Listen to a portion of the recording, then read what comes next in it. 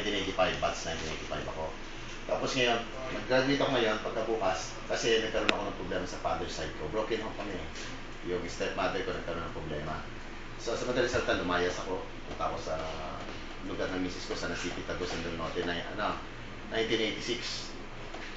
So pagdating ko doon, nag-stay ako doon, konting negosyo. 2 years ako nag-stay doon.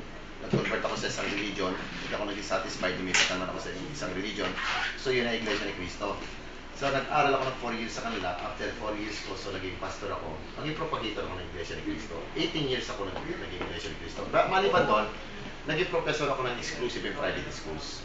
Under of Lakbay Kalikasan. Nagkumuha pa ako ng 2 semesters sa UP Diliman. So naging ano ako, nagturo ako, pastor ako, naging professor pa. So 1985 pinadala nila ako sa Jeddah. Dalawang beses ako pinadala sa Saudi, 1995, 1994, 2005. Pagka 2005 ko, pwede na yan. Pagka 2005 ko,